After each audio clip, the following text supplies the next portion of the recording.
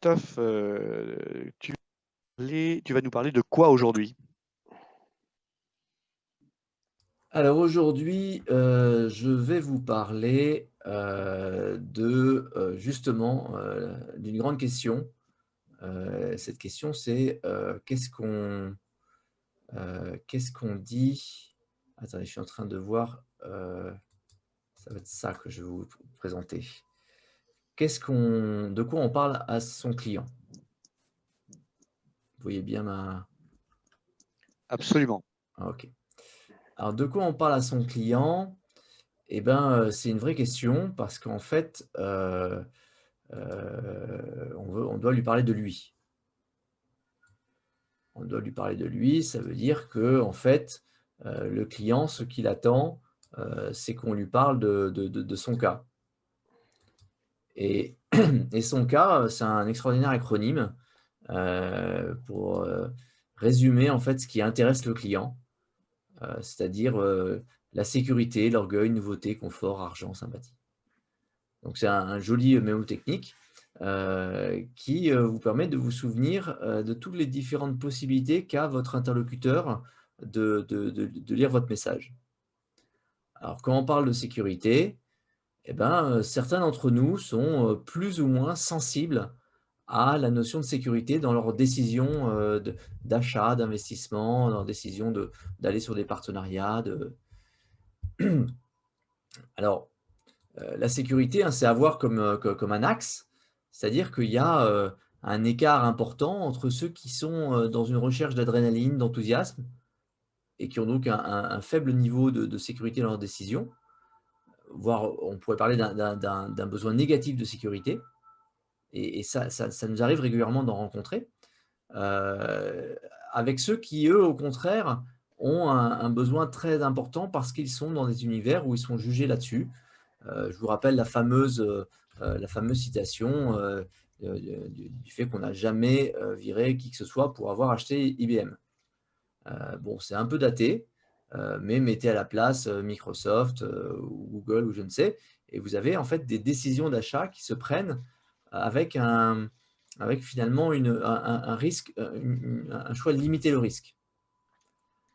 Alors ça, dans la conversation avec vos clients, imaginez, par exemple, un client qui vous explique que lui, de toute façon, pour les vacances, il sort pas de France parce qu'on ne sait jamais ces temps-ci, c'est comme ça qu'il a décidé de ses vacances. À l'inverse, d'autres vont vous expliquer que, chaque été, il faut que ce soit une aventure. La deuxième lettre de son cas, c'est l'orgueil. Donc là, vous voyez ce charmant petit chat qui se croit aussi puissant que le lion. Heu et souvent on attribue l'orgueil au lion. Donc c'est là encore sur un axe, c'est des gens qui vont, depuis, une volonté de discrétion dans leurs décisions, jusqu'à ceux qui vont à une volonté au contraire, ostentatoire assez nette. Les gens qui vont, vouloir, acheter, une Ferrari, on peut considérer qu'il y a, d'autres critères que l'orgueil, mais on peut aussi, imaginer que l'orgueil en fait partie. Pour revenir à cette histoire à cette idée de vacances, ben, celui qui va vous expliquer qu'il allait passer ses vacances dans une villa qu'il a louée en Italie et qui appartient, à la fille de Madonna et ben, on sent que dans sa décision, la question de l'unicité du lieu, du côté, marquant de l'origine du lieu et cetera, a décidé pour lui. Alors qu'à l'inverse, celui qui dit qu'il était, du côté de Saint-Tropez, mais qu'il allait jamais, sur le port parce que, finalement, il y avait trop de gens qui le connaissaient et qui allaient le repérer et que c'était pas dans ses habitudes. Vous voyez que sa décision d'achat va porter sur un orgueil négatif. Alors, la nouveauté, ben, écoutez, vous voyez tous les jours, des gens qui vous, mettent sur leur paquet de de friandises ou d'objets de technologie, et ils vont vous mettre en avant le fait que c'est nouveau. Et pour une grande partie, enfin pour une partie des acheteurs, la question d'innovation va être importante, mais aussi l'aspect négatif de cette innovation, enfin du nouveau. Je veux dire par là que pour certains, le conservatisme est une valeur d'achat. Ils vont préférer, par exemple, acheter un château, ou ils vont préférer acheter un produit fait selon la recette authentique. Hein, je pense que vous aurez du mal à vendre à Patrick un Saint-Nectaire qui n'ait pas été fait selon les règles de l'art. Alors, celui qui essaye de me le vendre en bombe à tartiner sur un pain industriel a effectivement un petit peu plus de mal que celui qui m'en vend un qui a patiemment moisi dans des caves en pierre sur un pain à l'ancienne, etc., etc. Bien sûr. Voilà. Alors, les victimes classiques de l'innovation, on trouve notre associé Tristan et les dernières versions de iPhone, les dernières, mais en fait, ce que ça vous montre par là, c'est, tout le degré, de notre perception des choses, qui va, nous montrer un même produit sous un angle différent selon notre façon de considérer le monde. Le confort, eh bien, là encore, vous allez avoir une grosse différence entre, des gens qui, préfèrent le faire eux-mêmes, ou, des gens qui sont dans l'attente d'une qualité et d'un service. C'est différent, par exemple, d'avoir des gens qui préfèrent, partir en vacances, dans un endroit où, ils ont déjà leurs affaires parce qu'ils y vont d'une année sur l'autre, et que, ils ont, une femme de ménage extraordinaire qui, fait que quand ils arrivent, tout est prêt, l'électricité a été mise, le chauffage a été mis, et que, il y a souvent même un repas qui les attend. Avec, d'autres qui vont vous expliquer que là, pour les vacances, s'ils font pas si c'est pas, eux-mêmes qui sont en train de faire la cuisine, ils ont l'impression de tourner en rond, et c'est pas les vacances qu'ils souhaitent. L'avidité, alors évidemment, personne n'a envie d'être dans l'avidité, hein, c'est trop péjoratif. Mais néanmoins, la recherche de la performance ou l'optimisation, ça fait partie éventuellement de nos critères d'achat.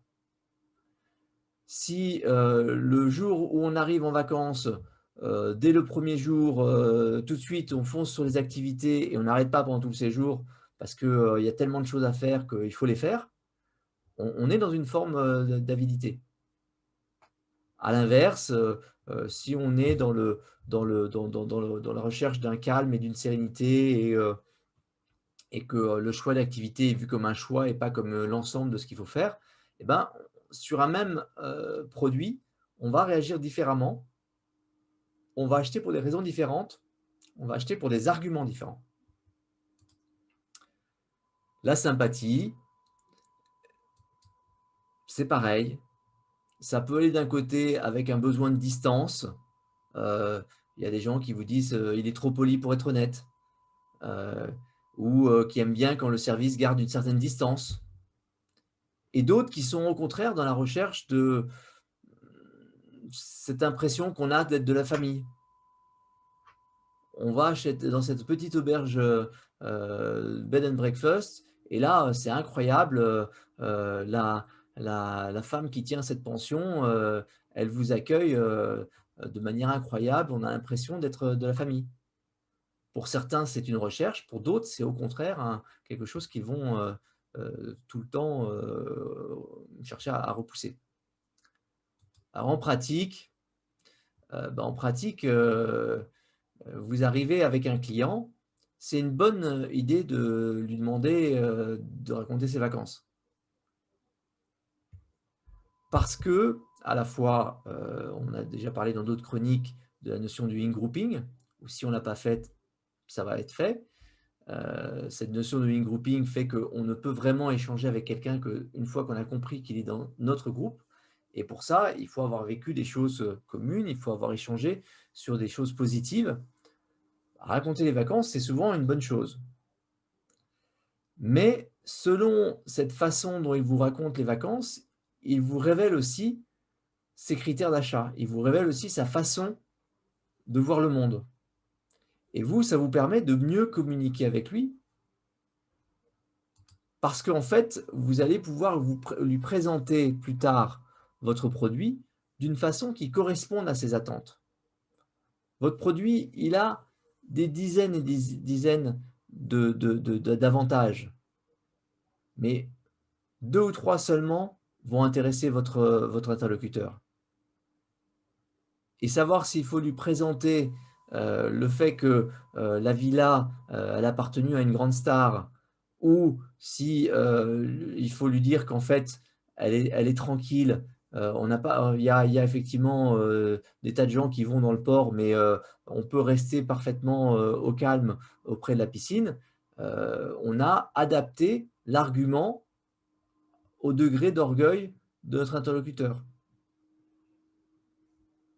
Et s'il faut lui parler, de l'aspect aventurier ou au contraire de l'aspect, super safe, il y a probablement les 2 éléments dans votre produit. Alors en conclusion, évidemment, on va me parler de manipulation.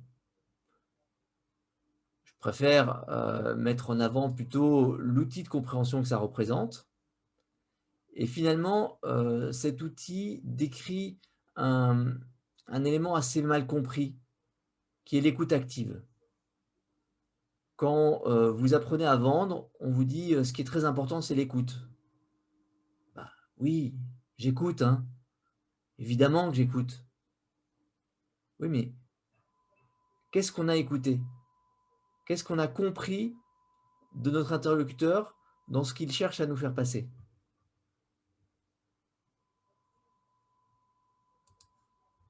Donc je vous propose, de travailler sur cet outil et d'améliorer ainsi, votre capacité à mieux servir, vos clients.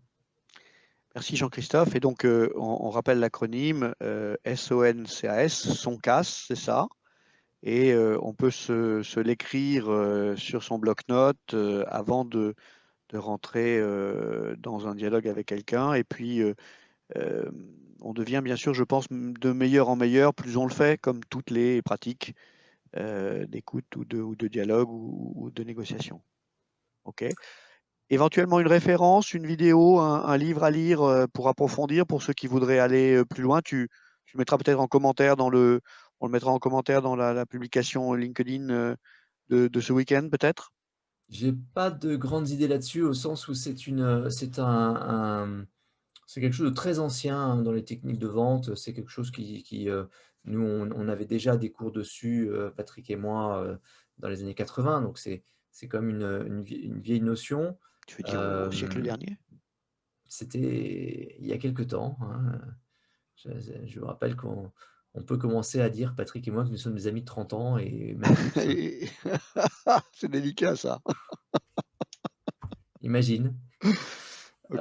Et donc il y a, si vous cherchez, son cas, vous allez avoir pas mal d'articles de blog sur le sujet, mais en fait, ils vont rarement aussi loin dans l'analyse. Donc, je pense que c'est plus un sujet de réflexion personnelle, d'essayer de se juger soi-même dans son cas, d'essayer de mettre les autres là-dedans, d'essayer de mettre son produit, d'aller chercher les arguments du son cas dans le produit. Et dans les deux facettes.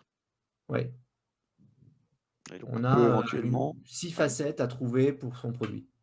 ouais, ou 12 si on se met des deux côtés de chacun des acronymes, Exactement, en cherchant à répondre à la demande ou aux besoins de son client. Merci exactement. Jean-Christophe, passionnant et assez rare, effectivement, cet approfondissement fait partie des choses qu'on évoque de temps en temps avec nos clients qu'on accompagne. Merci à vous toutes et à vous tous qui avez participé à cette chronique en live.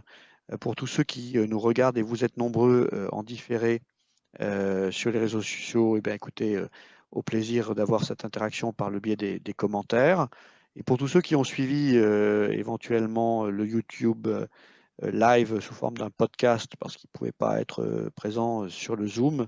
Sachez qu'on sait que vous êtes là et on compte patiemment le nombre de présents et vous êtes plusieurs centaines, donc bravo.